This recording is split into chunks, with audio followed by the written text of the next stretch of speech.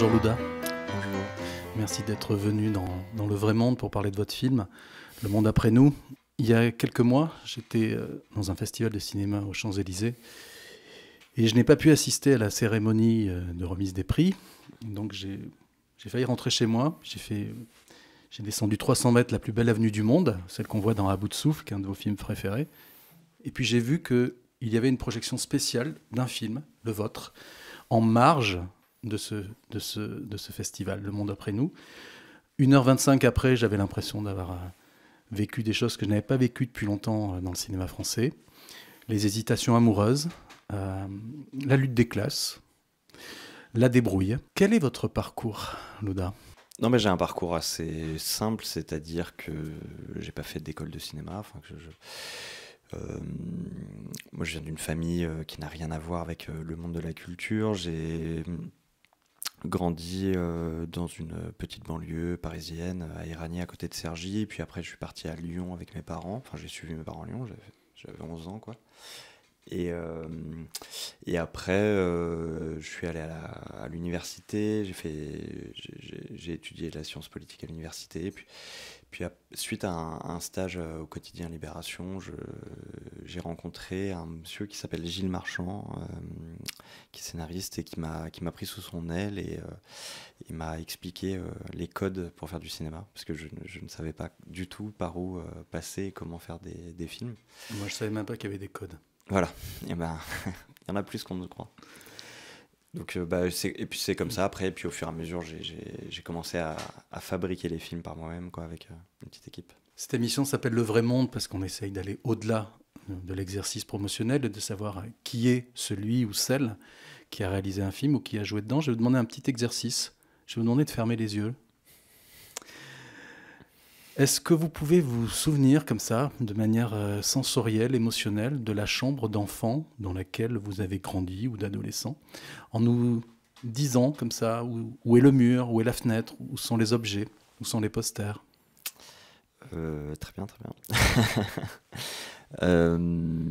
Donc si la porte est à gauche, donc c'est une petite chambre avec un lit superposé à côté de la porte. Moi, mon lit est le deuxième, enfin celui du dessus. J'ai des posters du PSG accrochés sur le mur le long du lit. En face du lit, il y a une télé, une petite commode. Derrière moi, il y a des placards et une fenêtre à gauche qui donne sur le tout petit jardin qu'on avait. Et au sol, un tapis pour jouer avec des petites voitures. C'est un tapis de ville, quoi, que tout le monde connaît. Vous étiez sur le lit du dessus, c'est ça ? Ouais, c'est ça. Position idéale pour devenir réalisateur ? Non, non. J'ai pas le sentiment que le réalisateur soit au-dessus. Je crois qu'au contraire, il faut être un peu au cœur de la mêlée. Parce que ce qui compte, c'est les détails, je crois. Et parfois, on a l'impression qu'on peut être au-dessus, mais on a plutôt tendance à être en dessous, moi, je crois. Parce que votre personnage, Labidi, qui est un romancier dont on ne sait pas s'il est velléitaire ou talentueux, la fin du film le donne, j'ai remarqué que vous le filmiez très souvent par en dessus, alors que vous avez beaucoup d'empathie pour lui, que j'imagine que c'est peut-être même d'une certaine manière votre alter ego, mais même quand il est repris dans un entretien d'embauche, même quand il a un rendez-vous amoureux, au lieu de le montrer triomphant, vous le montrez toujours d'en haut, mais c'est l'empathie qui vient d'en haut. Vous ne voulez pas en faire un super-héros des comédies romantiques ? Non. Non, moi je crois pas trop aux super-héros, donc évidemment pas. Moi je m'interdisais de juger les gens dans le film, quoi. Chaque personnage, je voulais le traiter de la même manière, et la seule personne que je jugeais un peu, c'était le personnage de Labidi, donc le personnage principal, parce que justement il y avait un côté alter ego un peu, et le fait de le filmer par en haut, en fait, il y a un côté inconscient quand on regarde l'image. Il y a un malaise, quoi. C'est malaisant, ça le rend plus petit, c'est assez inconfortable, et donc c'est pour ça que j'ai décidé sur beaucoup d'endroits de le filmer par au-dessus, ouais, en plongée. Quoi, putain. Non, j'aurais pas. Tu le prends. Maman. Labidi, tu prends ce que donne ta mère. Voilà. Oui, c'est bon. Tu prends. Oui. t'écris en ce moment? Un roman. Tu crois vraiment que tu vas emmerder les lecteurs avec tes problèmes? On a tous des problèmes. Hein. Et Christine Angot, elle nous a cassé les couilles. Le créneau, il est épuisé. Enfin, c'est nul un peu de demander ça. En plus, on doit te le dire assez souvent, mais... Ah, cool, merci. Pourquoi les gens qui s'aiment sont-ils tous... Putain, t'es amoureux. Alors ça, je veux dire, c'est la merde. Hein. C'est avec toi que j'ai envie de vivre. Tous les deux, tout le temps. Être amoureux, ça a jamais été un métier. Hein. Mais qu'est-ce qui se passe? J'ai essayé de me jeter sous un camion pour toucher l'assurance, mais ça n'a pas marché. Oh, le con. Et moi je te connais à peine, mais ce serait une veine qu'on s'en aille un peu. Bon, qu'est-ce qui se passe? Je sais pas. Je crois que je vais pas y arriver. Et peut-être tu crois pas à l'image du couple et tout, mais ça, je m'en fous, moi. Je vais juste croire en moi. Mais si ça ne vaut pas la peine, Je suis un transfuge de classe. Bobo surtout. Prolo aussi. Pauvre. Qui fait semblant de vivre comme les riches. que ça Et pour s'en sortir, il faut avoir de l'énergie. je veux être un homme heureux. Puis c'est quoi ce type de merde là? Non mais tu croyais que tu faisais un film d'auteur français? Le film commence avec un flashback. Votre héros est chez un psy.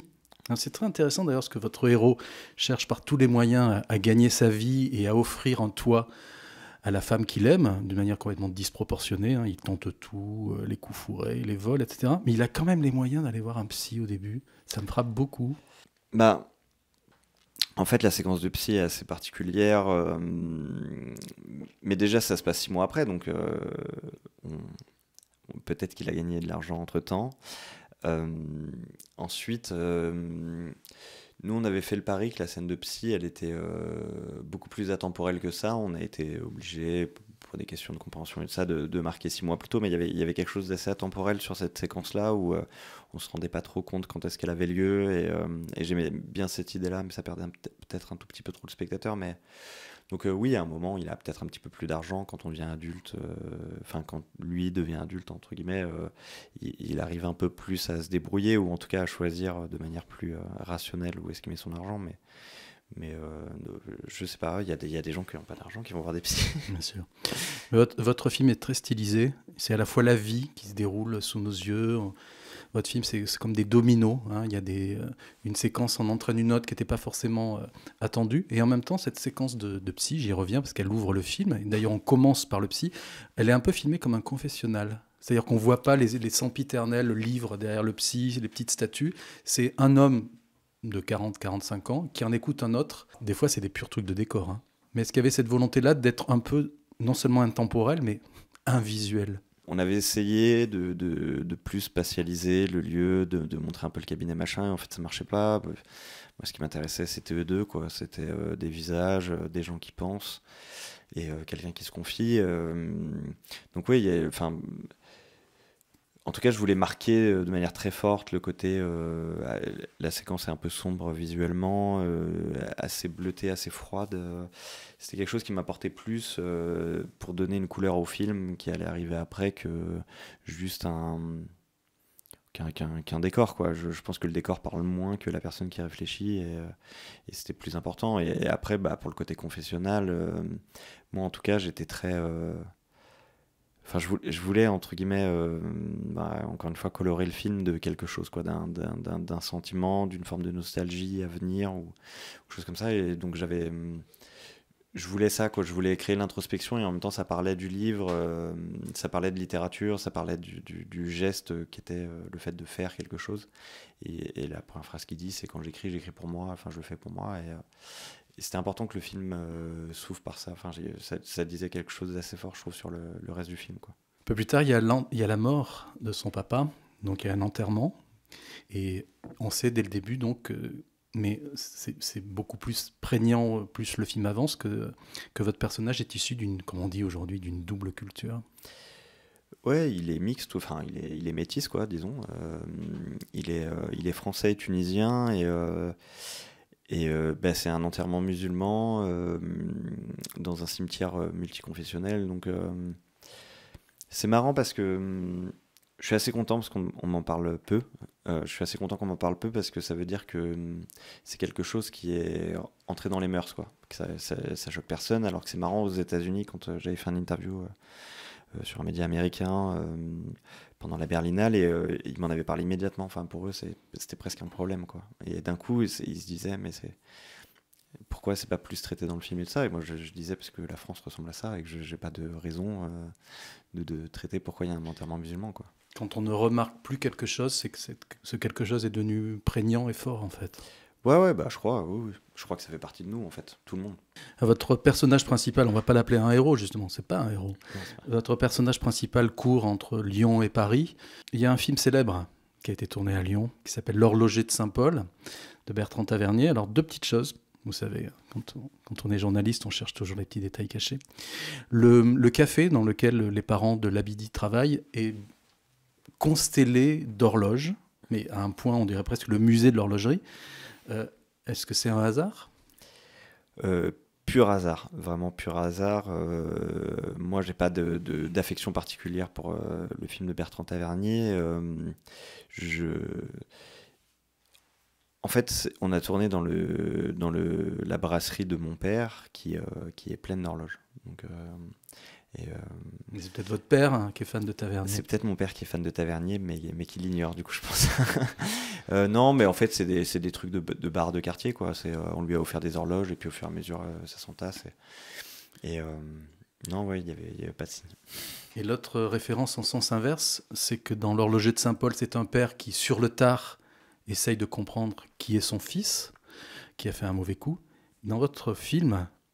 Le monde après nous. Après la mort de son père, Labidi dit « Mon père est mort et j'ai pas pu le sauver ». C'est un mot fort. Alors on pourrait... Je suis sûr qu'il n'y a pas juste sauver en termes de conditions sociales. Il n'y a pas que ça, parce que le papa il a l'air très heureux d'être dans son café. C'est quoi qu'il faut entendre par sauver ? Il y a beaucoup de choses. Enfin, comme vous dites, c'est un terme qui est assez fort et évidemment, quand on a travaillé les voix du film donc, qui représentent le livre de Labidi sont écrites par... moi, j'ai écrit une partie et Abdel Attaya, donc le romancier qui a eu le prix de Flore pour l'Armée du Salut, a coécrit, il a réécrit les textes, parce que j'ai pas de talent littéraire particulier, mais... Très ironique. Et en fait, évidemment, on a pesé chaque mot et tout ça. Et le terme sauver, c'est vrai que c'est un mot qui est fort, mais qui en fait, c'est un peu le regard qu'il porte sur son père et le sentiment que son père porte sur lui qui était important, qui était sous-entendu là-dedans, dans le sens où en fait il n'a pas pu rendre son père fier de lui, quoi. Et ça, ou en tout cas il n'a pas pu se raconter que son père était fier de lui, et ça pour lui c'était violent, c'est-à-dire quand les parents s'inquiètent pour nous, on a l'impression qu'on doit les sauver quelque part en leur montrant qu'ils ont eu tort, quoi. Et puis il y a quand même ce phénomène de classe aussi, de se dire qu'il a envie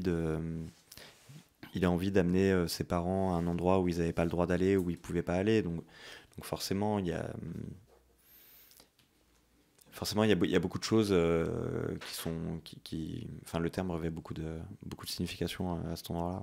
C'est d'une crainte quand on est artiste que, sans le vouloir, parce que les rythmes sont souvent différents des rythmes de bureau, qu'on peut ne pas avoir le temps de comprendre ses parents. C'est quelque chose le temps de les comprendre ou de les réapprivoiser. Il y a quand on lit les biographies de rockstars, c'est très souvent « Ah, j'ai même pas pu aller à l'enterrement de mon cousin ». Moi, j'en suis pas là. C'est que David Bowie a fait un film qui s'appelle Furio, parce qu'il culpabilisait de ne pas avoir assisté à la mort de l'enterrement de son frère. Horrible. Non, évidemment, c'est David Bowie, donc c'est tout à fait autre chose. Mais vous voyez bien ce que je veux dire. Ouais, tout à fait. Les horaires décalés, quoi.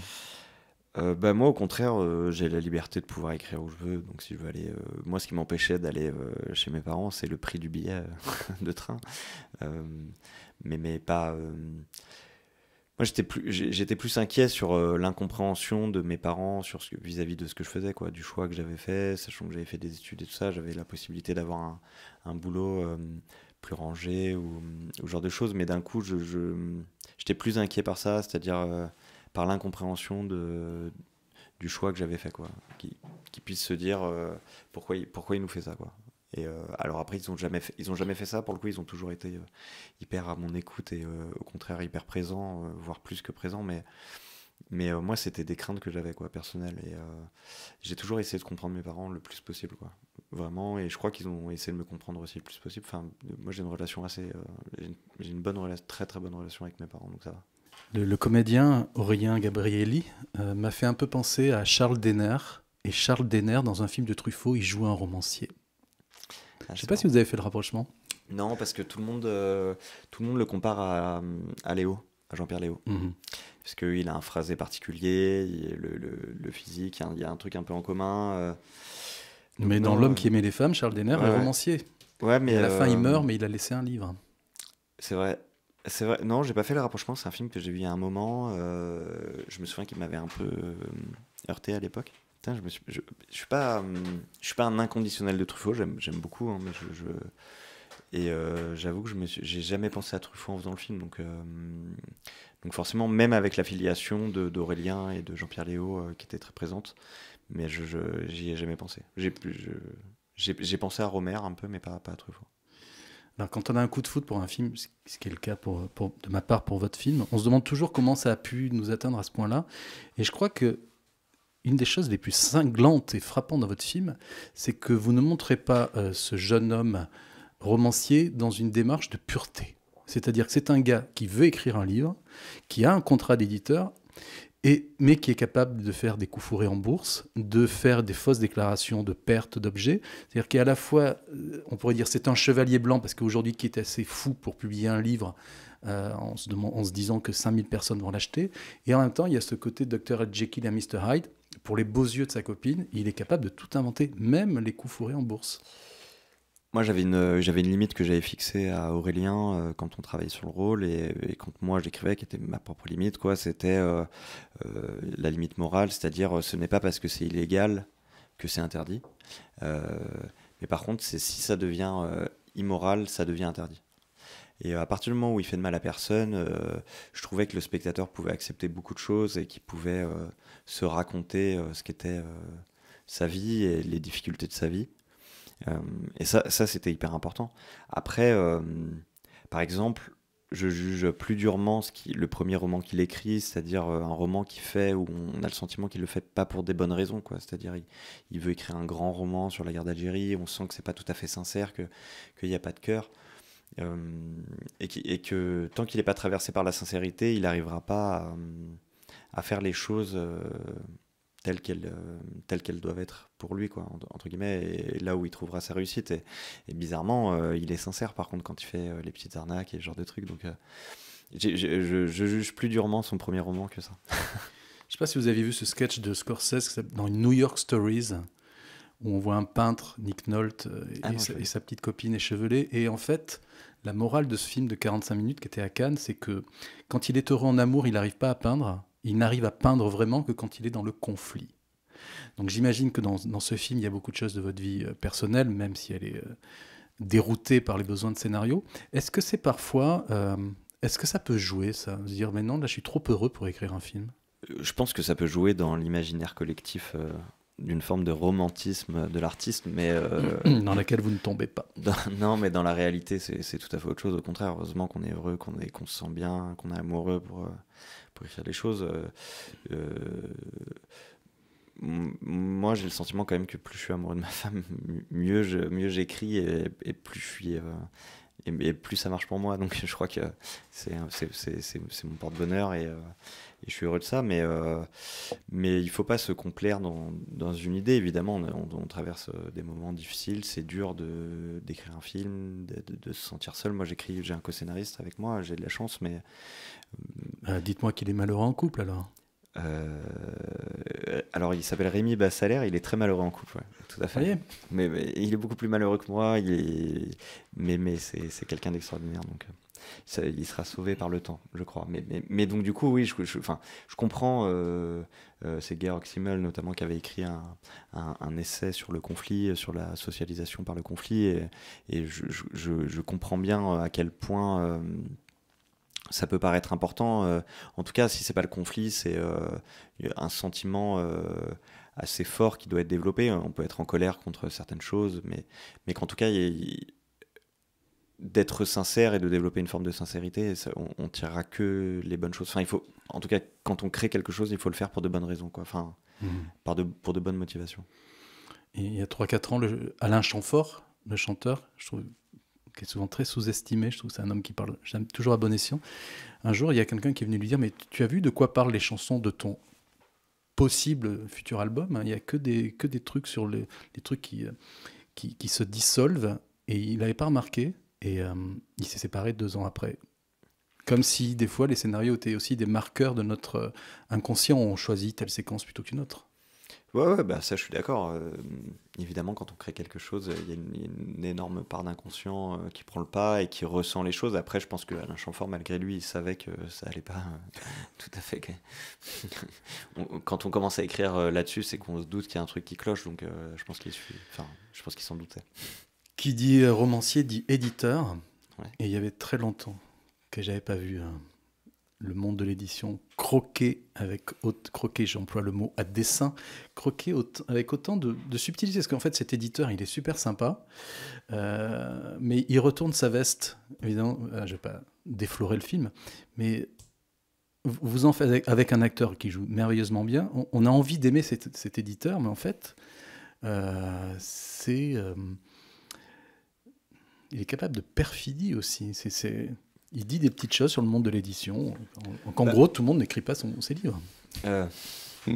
En fait, il y a le monde de l'édition est scindé en 2 choses. Il y a l'agent littéraire, donc, qui est joué par Michael Chérignan, qui est extraordinaire, moi, je trouve, sur un registre vraiment très spécifique. Et puis, il y a l'éditrice, à proprement parler, qui est jouée par Isabelle Prime, et qui est magnifique aussi, mais tous les comédiens sont super, donc je ne sais pas...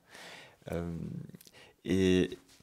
Moi, je voulais pas faire de critique de l'édition. J'avais pas de désir là-dessus. J'ai aucun grief contre le milieu de l'édition, mais déjà, je voulais mettre tout le monde du travail au même niveau, et que ce soit Deliveroo ou la vente d'objets ou écrire un livre. Pour moi, ça restait du travail. Il fallait le traiter de la même manière, c'est-à-dire l'incompréhension d'Aurélien vis-à-vis de Labidi plutôt, vis-à-vis de ce monde-là, et donc une forme de cynisme vis-à-vis des choses, mais toujours avec tendresse, quoi. C'est-à-dire, j'ai toujours essayé de comprendre ce que pensaient les gens, pourquoi ils pouvaient nous paraître mauvais à des endroits alors qu'ils ne l'étaient pas, et donc forcément il y a un endroit où ça critique aussi, mais moi, si j'ai utilisé la littérature, c'était pour le geste.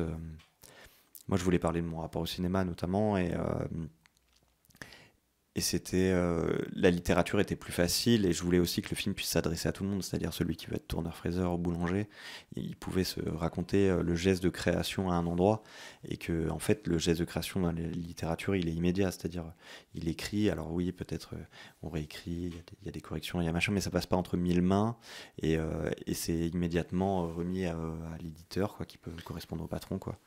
Alors, ce qui est super beau dans votre film, c'est que les actes des gens n'ont pas forcément les conséquences que l'on croit et les conséquences que l'on voit dans les films, on va dire, un peu standardisés. Donc là, par exemple, Labidi est lunetier. Et puis, comme par hasard, il y a un de ses clients qui est éditeur aux éditions de Minuit. Et on se dit, ah ben voilà, il va être édité aux éditions de Minuit. Et on n'en entend plus parler. En fait, c'est le miroir de la scène quand il va voir son ami, qu'il est livreur Deliveroo, et qui sonne chez son ami, et que son ami lui ouvre, et que son ami est écrivain, et que lui il se cache, quoi, et qu'il a honte d'être livreur Deliveroo. Moi, ce que je voulais mettre en exergue à cet endroit-là, c'était vraiment le côté... Enfin, déjà, le monde de Paris, quoi, est tout petit et fait de gens dans la culture. Et en tout cas, je voulais montrer la honte qu'on pouvait éprouver à faire un petit job, alors qu'en fait, il n'y a rien de honteux, en fait. Et que c'est assez chic, moi, je trouve, de faire des jobs alimentaires. Et je trouve ça très beau et c'est très courageux. Et c'est même nécessaire pour se forger, en tout cas, un caractère artistique. Donc, je sentais que je pouvais donner une fausse route, une fausse piste aux spectateurs sur le côté, tiens, il peut se faire éditer par les éditions de Minuit, mais je sentais bien que le potentiel comique de la chute de la scène était plus fort, et que c'était plus important, et que voilà, que c'était ça que je revendiquais dans la scène, quoi. Parlons d'amour. Cette femme qu'il aborde contre toute attente et à qui il note son propre numéro de téléphone sur une cigarette, j'y ai cherché des significations psychanalytiques. Mais là aussi, vous montrez des rapports de couple comme à la fois extrêmement friables. Plein de fois, elle veut partir. C'est clairement lui qui veut vraiment... qui tombe amoureux d'elle, mais il fera tout pour la posséder, tandis qu'elle, on la sent plus fuyante. Alors ça se termine par un mariage, mais je trouve qu'il y a quelque chose de l'air du temps aussi. C'est-à-dire que vous montrez des femmes quand même beaucoup plus indociles que les hommes. Non, mais moi, j'ai pas essayé de montrer l'air du temps. Enfin, j'ai plutôt essayé de montrer les femmes comme je les connaissais, quoi. Et en tout cas, Lola, mon épouse, est une personne en tant que telle. Enfin, elle a pas de... je sais pas comment dire, mais son statut n'est pas d'être ma femme. Et évidemment, toutes les relations sont fuyantes. Enfin, je connais aucune relation qui s'est passée dans la joie et la bonne humeur tout le temps et qu'il n'y avait pas de problème. Je crois qu'au contraire, c'est ça qui fonde l'amour. Et moi, ce qui m'importait le plus, c'était de montrer à quel point la vie matérielle la précarité était violente et donc évidemment que l'amour ne pouvait pas forcément résister à ça, quoi. C'est à quel point ça pouvait être dur sur eux et donc se dire aussi on n'a pas le temps de se poser d'autres questions que celle de comment on paye le loyer ce mois-ci. Donc c'était vraiment ça qui m'importait et en même temps on voit qu'ils tiennent parce qu'en fait évidemment ils peuvent craquer et mettre en tout cas elle même si lui aussi ça lui arrive, mais mettre les mots ailleurs alors qu'on ne veut pas dire ça, mais le plus important c'était de montrer à quel point la solidité du couple pouvait être mise à l'épreuve à travers la violence de la précarité et après c'est un couple qui tient parce que en fait les galères c'est ce qui fait le plus tenir, quoi, en un sens. Il y a une séquence dans votre film où l'homme a un problème d'érection.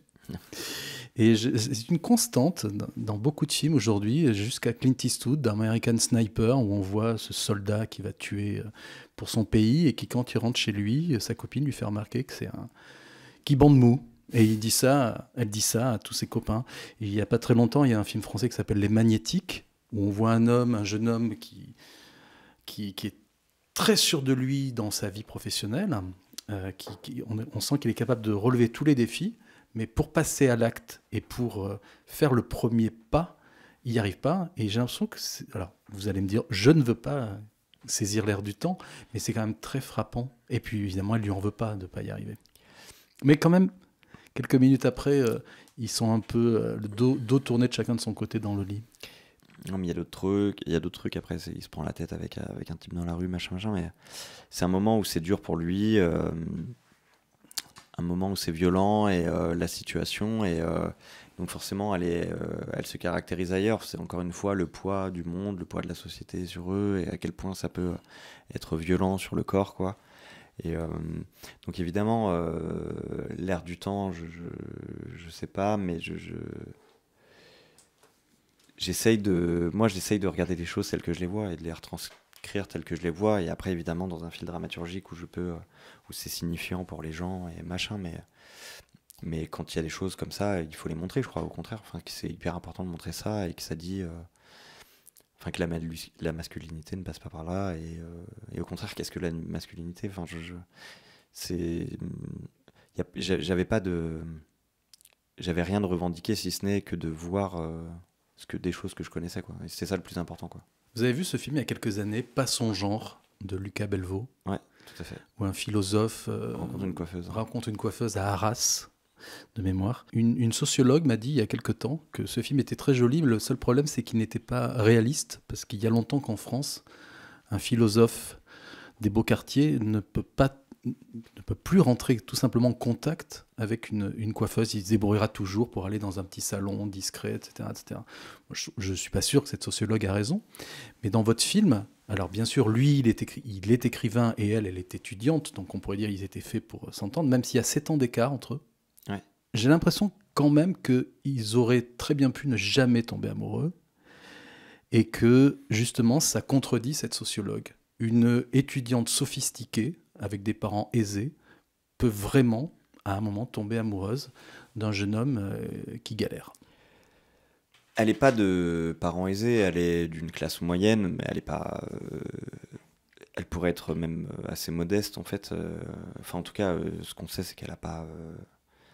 Elle a pas de quoi payer le loyer, quoi.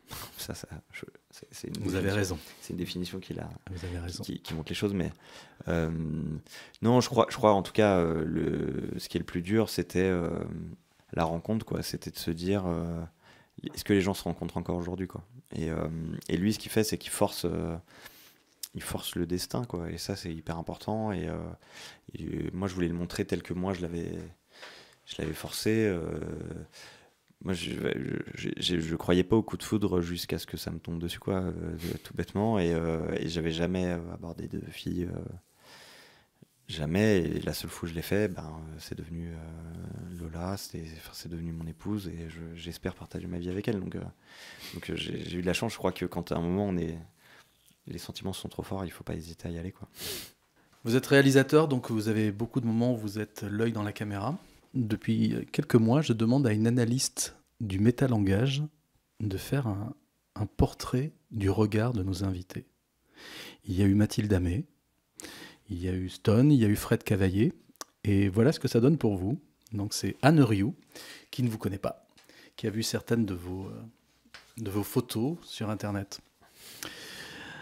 Ce regard est d'un noir extrêmement profond, et il voyage avec des valises de rêve depuis le berceau. Vous l'abordez ? Ah oui, alors il vous fixe, mais ce regard continue sa course, sans s'arrêter vraiment sur votre présence. Ces yeux-là ont leurs priorités et leurs urgences. Leur chemin est une perspective qui va bien plus loin que vous, et bien plus loin que l'instant.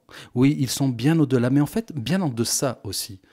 Des ondes visuelles jalousement accrochées au passé, vibrant sensuellement au présent, et allant frénétiquement vers l'horizon imaginé. En observant bien, me vient l'image du tunnel. C'est un peu donc comme lorsque vous roulez à bonne allure et arrivez devant un tunnel. Que faites-vous ? Vous ralentissez, car on change de milieu. Une légère appréhension et même une tension vous anime. Toute expérience d'un tunnel évoque une sensation un peu magique dans ce bref espace-temps coupé du monde.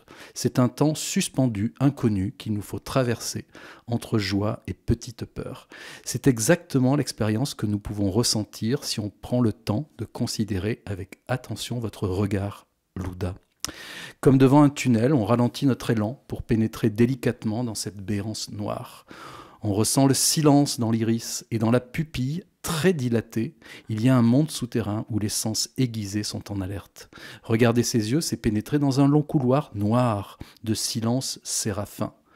Ce silence est celui qui est au-delà de la musique, là où les sons ne parlent plus et où commence peut-être une forme de spiritualité ou d'amour. Quelques feux follets dansent dans l'iris sombre pour nous maintenir dans la vie d'un face-à-face. On entrevoit des forces intimes contenues.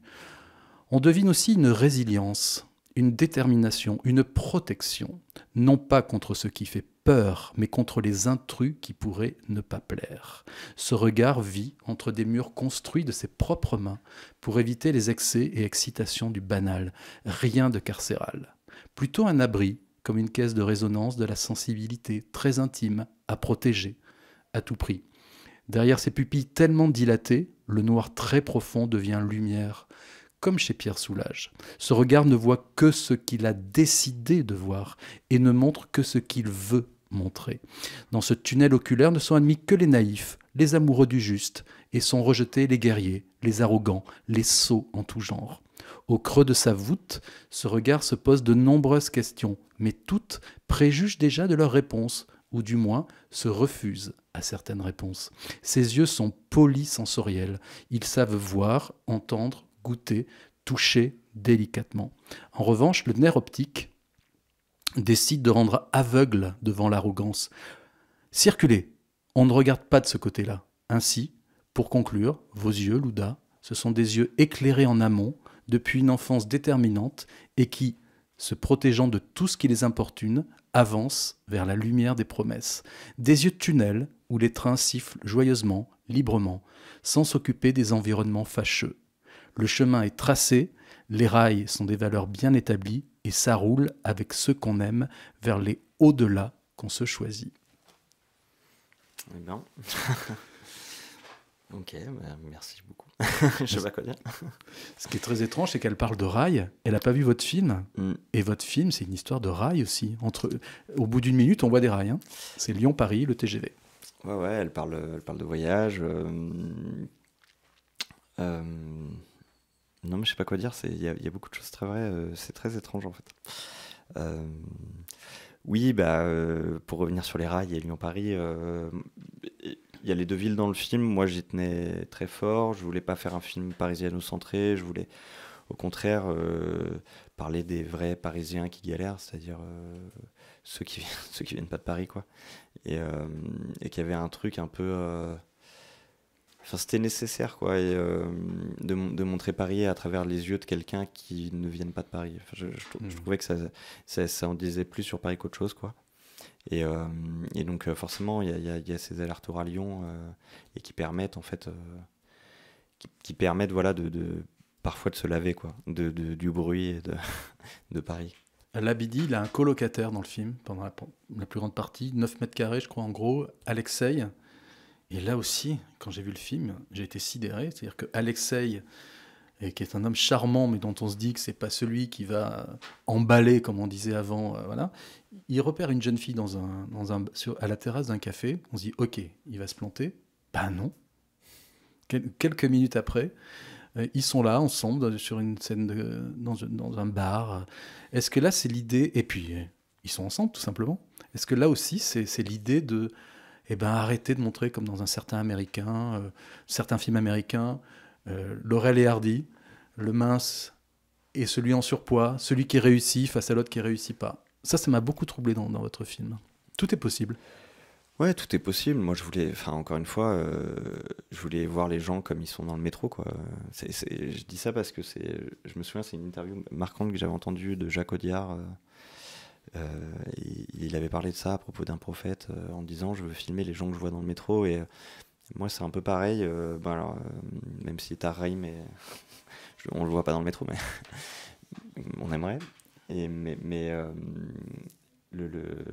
En tout cas, je trouvais que Léon Cunha da Costa avait quelque chose de merveilleux. Enfin, celui qui joue Alexei, il avait quelque chose d'autre, quoi, quelque chose de très fort, et ça me suffisait. Moi, je crois que tout le monde peut tomber amoureux, qu'il suffit de tomber sur la bonne personne. Alors après, pour décrire un peu la séquence, c'est pas tout à fait comme ça que ça se passe.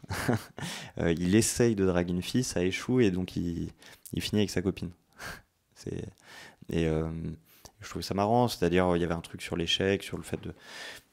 Moi, auquel je crois pas trop, et je me disais c'est bien, il a trouvé l'amour, quelle que soit la manière, quoi. Et je trouvais ça chouette aussi, quoi. Je trouvais ça chouette que tout le monde puisse trouver l'amour parce que j'y crois, quoi. C'est aussi un film sur une amitié masculine, c'est-à-dire que les premiers mots, quand il annonce, les premiers mots que prononce Labidi après la mort de son père, c'est quand il est avec Alexei dans une chambre que vous filmez, dans l'appart où vous filmez de manière très très banalisée, quoi. Grinois dit « Mon père est mort ». Et là aussi, pas de pathos, c'est au bon copain qu'on crache le morceau, comme si ce bon copain allait vous aider à porter ça. Ouais, bon, déjà, ça c'est ma scène préférée du film, quand il annonce à Alexei que son père est décédé, aussi parce que je trouve les deux extraordinaires à cet endroit-là, et je trouve qu'Aurélien Gabrielli est d'une justesse mais hallucinante. Enfin, je me souviens que c'était magnifique sa manière de prononcer juste mon père est mort, et je me souviens que j'avais pas écrit de dialogue, puisqu'il n'y a pas de dialogue en réalité, il y a juste cette phrase qui est prononcée là. Et j'avais écrit Labidi annonce à Alexei que son père est décédé. Et c'est Aurélien qui a trouvé ça, mon père est mort. Et je trouvais ça frontal, et je trouvais ça d'une beauté tellement frontale et tellement froide que j'étais émerveillé par sa manière de dire les choses. Mais pour revenir sur l'amitié, moi je suis entouré de... Enfin, je crois qu'on a deux familles, quoi, celle qu'on a et celle qu'on se fabrique. Et moi je suis entouré de mes meilleurs amis tout le temps. Je cherche pas forcément à en avoir plus que ça, et mon producteur est mon meilleur ami, mon co-scénariste est mon meilleur ami, et on s'entraide quoi qu'il arrive, quoi. Et c'est très fort, c'est quelque chose, et j'ai l'impression que ça arrive chez beaucoup de gens, que c'est quelque chose d'assez ça pour le coup un peu contemporain dans le sens où l'interconnexion via les réseaux et tout ça provoque ça, c'est-à-dire la permanence du contact et du lien.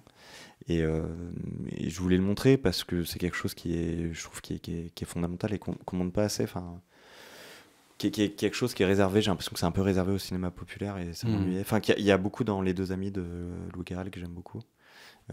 Il y avait un peu de ça, mais voilà, enfin, je tenais très fort à montrer voilà, la force du collectif, quoi, en tout cas. La mort du père est un déclic pour Labidi. Ça y est, il va enfin avoir l'urgence d'écrire un livre. Et les premiers mots que l'on voit qu'il écrit sur son ordinateur, c'est « Mon père est mort ».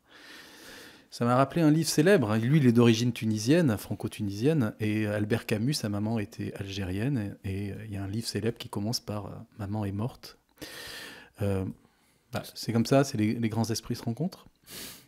Non, j'y pense, j'y ai évidemment pensé. C'est un livre que j'ai lu tard, que j'ai lu quand j'avais 18 ans et que je trouve magnifique et j'y pense beaucoup. Et vu que j'ai pas de talent littéraire, moi je me réfugie dans ce genre de choses-là. Donc j'avais écrit, alors c'est pas tout à fait pareil, parce que chez Camus il y a une forme d'ironie et c'est ce qui lance le récit du film, c'est-à-dire le fait que lui ne ressente rien.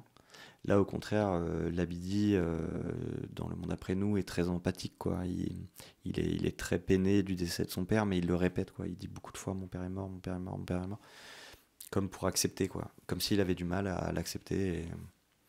Mais ouais, j'y pense parce que c'est magnifique. Tanguy Viel fait une apparition dans votre film, pas visuellement, mais intellectuellement. Vous aimez beaucoup cet auteur ? Moi, j'aime beaucoup Tanguy Viel. Et puis là, c'était un peu une blague qui était assez personnelle avec le producteur, parce qu'en fait, on avait commencé à négocier les droits d'un livre de Tanguy Viel, et puis finalement, c'est pas fait. Et donc, je sais pas, je trouvais ça marrant parce qu'en fait, le client qui vient acheter des lunettes à Labidi dans le film, en fait, c'est mon producteur. Et c'est à lui que j'ai confié le rôle. Et après, vous voulez pas qu'on cherche de sens caché à votre film ? Mais et du coup, je trouvais ça drôle, quoi, de placer Tanguy Viel à cet endroit-là. Je trouvais que ça racontait quelque chose. Il y avait un truc très méta, quoi. Mais il faut le savoir, donc. Et puis oui, j'aime vraiment beaucoup Tanguy Viel pour le coup. J'ai lu tous ses livres, je suis très fan. Votre caméra, elle est souvent fixe. C'est-à-dire, on a l'impression que vous cherchez un cadre. Souvent, pas toujours. Ouais. D'ailleurs, les premiers travelling, avant, on les remarque tout de suite. Quand les caméras sont portées, à un moment, je me dis, tiens, la caméra est portée. Alors que très souvent, petit appartement oblige, bibliothèque où Labidi va travailler, voilà. J'ai l'impression quand même ou tout simplement le café des parents. J'ai l'impression que tant que vous n'avez pas trouvé le cadre, vous ne pouvez pas vous ébattre. Vous ne tournicotez pas comme Xavier Dolan autour des personnages. Non, jamais. Ça, non. Le but, c'est de... Enfin, c'est marrant, mais la caméra est quasi tout le temps en mouvement, et quand c'est un cadre fixe, pas tout le temps, mais assez souvent, le cadre est à l'épaule. Donc il est à l'épaule, ça veut dire qu'il est flottant, enfin qu'il bouge un peu, quoi, qu'il est un peu heurté, qu'il y a des choses. Moi, j'avais dessiné, avec le chef opérateur, on avait dessiné un geste au film qui était beaucoup de caméras à l'épaule au début du film, puis après qui s'oppose, qui devient plus fixe. Mais on a essayé de travailler le cadre le plus possible, mais tout en mettant je sais pas comment dire, mais tout en mettant le comédien au centre, quoi. C'est-à-dire que si Aurélien, lors d'une mise en place, faisait quelque chose d'autre ou qu'il sentait quelque chose d'autre, nous on s'adaptait à lui, quoi. Il y avait cette idée-là. C'est-à-dire, moi, si je ne ressentais pas les choses que j'étais censé ressentir à l'écran, on filmait pas la scène telle que c'était fait. Donc, on avait une toute petite équipe, on avait peu de matériel. Et donc, évidemment, c'était plus simple de s'adapter aux comédiens et de les mettre au centre. Donc, on a été attentif à ce genre de choses aussi parce que quand on n'a pas d'argent, et qu'on n'a pas de matériel, il y a une exigence dans le film qui fait qu'on sait qu'on n'a pas de lumière, qu'on n'arrivera pas à faire des images sublimes ou ce genre de choses, mais qu'il faut être attentif à certains endroits. Et donc évidemment, la manière de cadrer était fondamentale pour arriver à ne pas montrer notre pauvreté, quoi. Quand il va retrouver sa maman, que sa maman est veuve, pareil, c'est un plan large du café. la maman au fond, assise, inconsolable, et il s'approche d'elle et la caméra reste très éloignée à quelqu'un qui rentre dans le champ. On les reprend un peu légèrement plus serrés, mais on a vraiment l'impression que vous ne voulez pas faire de chantage à l'émotion. Il y avait un léger travelling avant. Il y a un léger travelling avant, quoi, qui est assez léger. Bah, en fait, non, évidemment, je voulais pas faire de chantage à l'émotion, et moi, j'avais pas de... à aucun moment je voulais forcer l'émotion, quoi. C'était hors de question. Si elle venait pas du spectateur, elle devait pas venir du film. Mais on a essayé un plan très serré, hein, sur eux deux. Enfin, on en a un. Et en fait, je voulais savoir si soit parce que être très loin, on peut avoir l'impression que c'est pudique, et en fait, c'est pas le cas. Et je me suis dit, on va faire les deux, quoi. Je vais essayer très serré, je vais essayer très large, comme ça, on aura les deux. On saura ce qui est le plus pudique, quoi, en réalité. Et puis après, c'est le monteur qui trouvait que c'était le mieux, et il avait raison. On a essayé un peu le serré parce qu'ils sont très bien tous les deux, ils jouent très bien dans le serré, mais c'est vrai que d'un coup c'est une affaîtrie, quoi, de comédiens, d'un coup de se dire ils sont tellement bien qu'on a envie de les mettre, mais qu'il fallait penser à l'émotion du film, quoi. Est-ce que le choix de la comédienne Saadia Bentayeb dans le rôle de la maman, c'est un hommage, une référence à 120 battements par minute? Elle joue aussi une maman d'un fils qui meurt du sida. Ou est-ce que c'est les hasards Non, c'est pas tout à fait le hasard. Moi, j'ai repéré Saadia comme ça, même si en fait je l'avais déjà vu chez Joël Pomera, mais que je l'avais pas repéré plus que ça. Donc j'ai vraiment découvert sa force, quoi, dans le film de Robin Campillo, et en fait je l'avais contacté pour un film précédemment qu'on a fait ensemble. On avait déjà fait un film ensemble et ça s'était tellement bien passé que d'un coup la question se posait plus. C'est-à-dire il y avait la mère d'Aurélien, dans le film d'avant elle jouait aussi la mère d'Aurélien, donc je trouvais que ça marchait très bien. Je me suis dit je reprends le même binôme, quoi. J'avais pas de questions à me poser, mais après 120 battements par minute, c'est un film que je trouve magnifique, et donc je suis content qu'on ait la même mère. Alors le titre 120 battements par minute, c'est une allusion musicale au tempo des DJ. Je voudrais qu'on parle de la musique de votre film. Parce que là aussi, désolé d'être dans la déconstruction, mais un des charmes de votre film, c'est qu'on n'a pas du tout la musique qu'on s'attend à entendre dans un film comme le vôtre.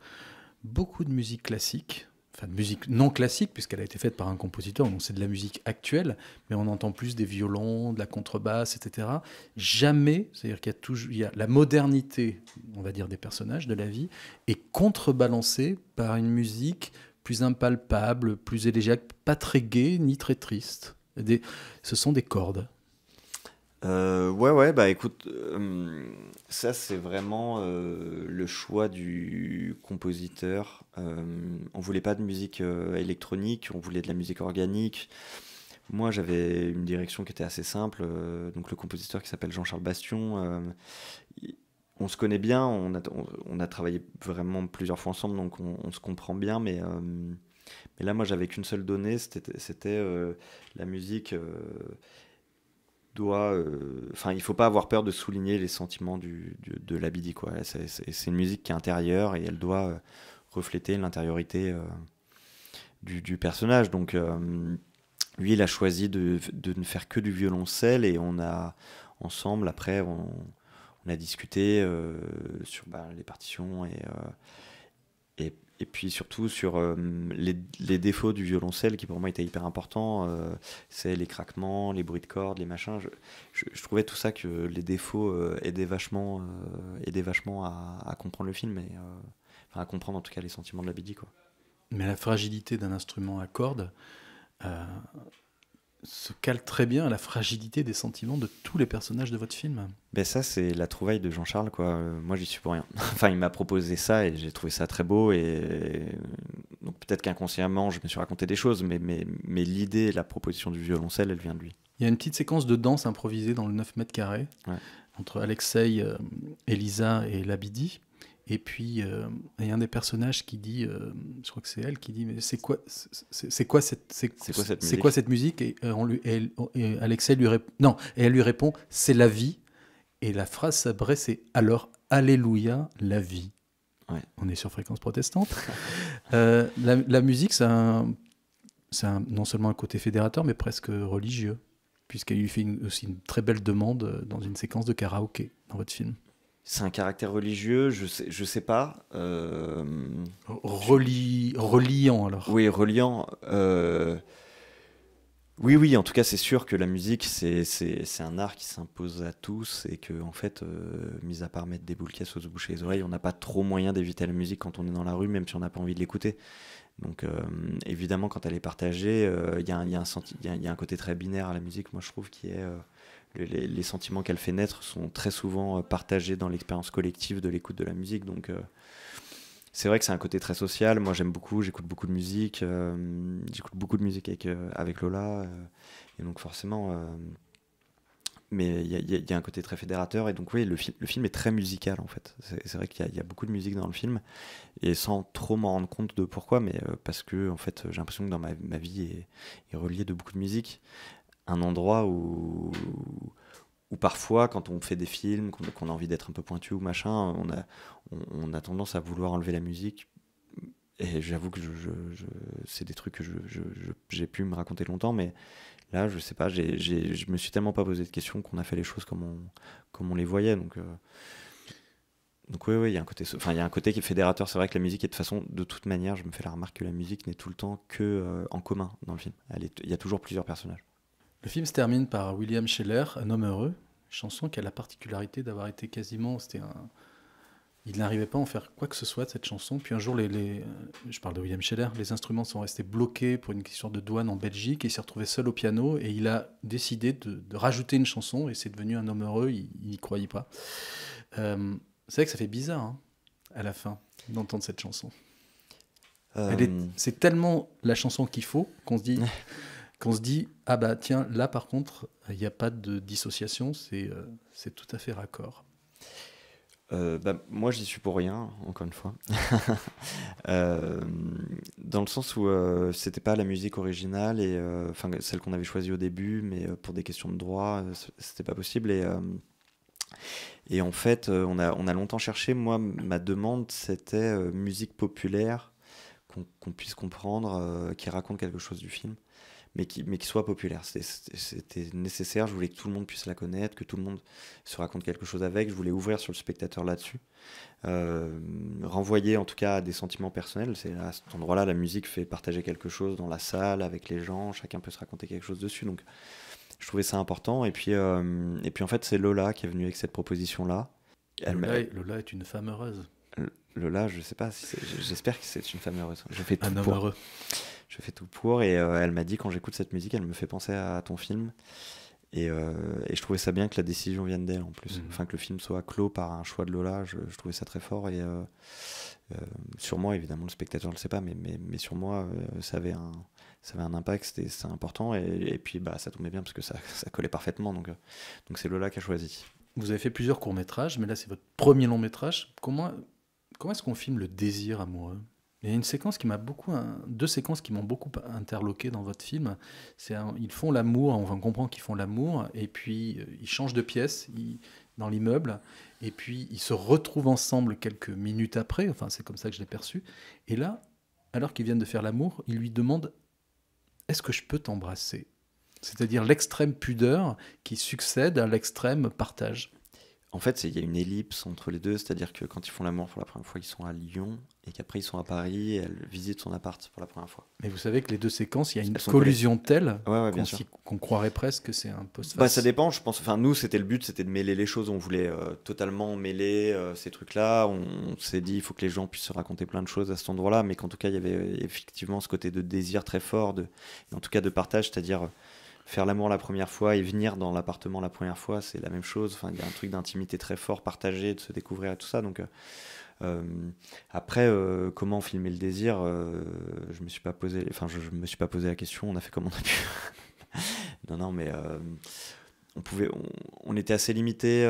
Moi, je voulais un plan moyen et c'est ce qu'on avait. Je voulais pas que ce soit un plan très large. Je voulais pas styliser le moment. Je voulais au contraire que ce soit très simple. Je voulais qu'on les sente, quoi. C'était la priorité, c'était eux deux, c'était leur contact entre eux. Je voulais pas surjouer des gros plans ou des plans très larges. Je voulais vraiment que ce soit le plus simple possible pour qu'on les accompagne totalement, quoi. Aujourd'hui, les séries télé sont partout. Là, vous faites en 1h25 un monde. Est-ce que vous auriez envie de faire des séries ?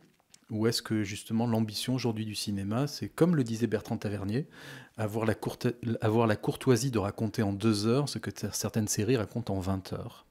Non, mais je pense que c'est... Bah, évidemment, je pense que ce dont parle Bertrand Tavernier, c'est des séries... c'est pas tout à fait les mêmes séries qu'on a aujourd'hui.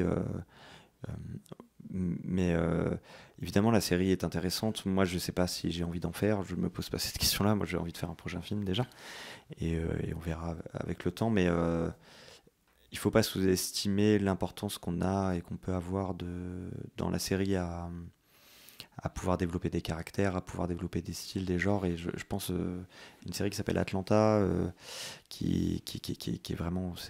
C'est magnifique. Et là, dans la saison 3, ils font un truc complètement dingue. C'est-à-dire que un épisode sur 2 est un concept, c'est un court-métrage en fait qui n'a rien à voir avec la série.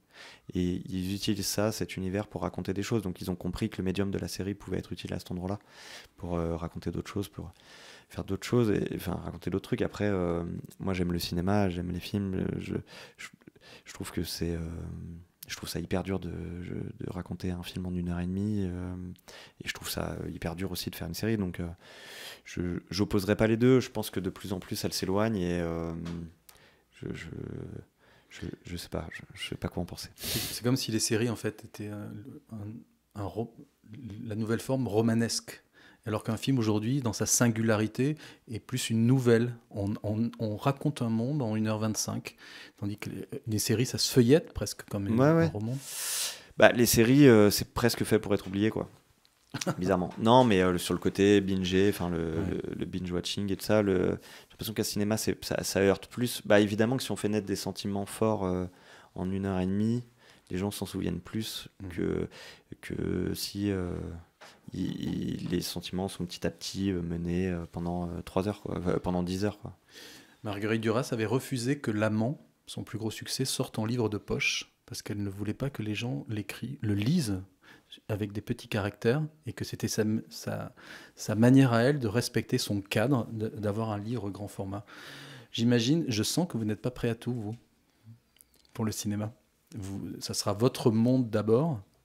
Alors peut-être que je suis un peu trop complimenteur. Je suis très exigeant. Ça peut être un défaut énorme. Je peux être compliqué à plein d'endroits sur des choses, mais moi quand on regarde mon film, j'essaye de m'adapter. Je suis pas obtus, et j'essaye de m'adapter au monde dans lequel on vit, et donc si quelqu'un veut regarder mon film sur un iPhone, j'y peux rien. Enfin, je peux pas lui enlever, je peux pas lui interdire. Et il faut que nous on soit quand on fait un film, il faut qu'on ait à l'esprit ce truc-là, quoi. On fait un film pour la salle de cinéma, vraiment. Enfin, moi je tiens très fort à la salle de cinéma. Et je dis pas qu'un jour je ferai pas un film sur une plateforme, hein, mais même à ce moment-là, je tiendrai encore fort à la salle de cinéma. Et il faut s'adapter avec son temps. Marguerite Duras, elle connaissait pas le téléchargement à l'époque. Il y a eu Un monde sans pitié d'Éric Rochant, il y a eu Un monde sans femme de Guillaume Braque, maintenant il y a Le monde après nous, Louda. Encore. Et c'est jamais anodin quand on met le mot monde dans un titre, c'est d'une certaine manière très arrogant. C'est hyper arrogant, ouais, je suis d'accord. Pas pour tous. Moi, en tout cas, dans ce cadre-là, c'est marrant, le titre du film, j'aime pas particulièrement le titre de mon film.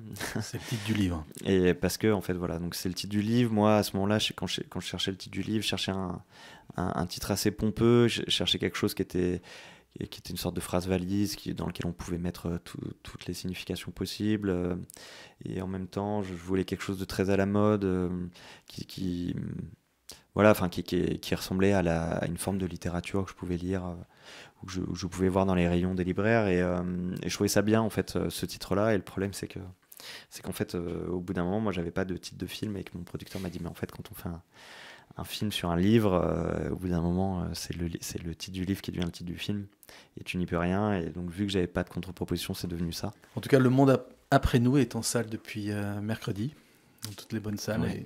Et bonne chance pour le succès. Vous êtes prêt pour le questionnaire rituel de fin d'émission ? Je suis prêt. Où étiez-vous le 31 décembre 1999 à 23h59, quand le monde pensait que le monde allait disparaître ? Chez mes parents, j'avais 11 ans, donc à tirer avec une sarbacane sur mon frère, si mes souvenirs sont bons. Avant de rejoindre votre lit superposé? Avant de rejoindre mon lit superposé, ouais, tout à fait, 10 minutes plus tard, je pense.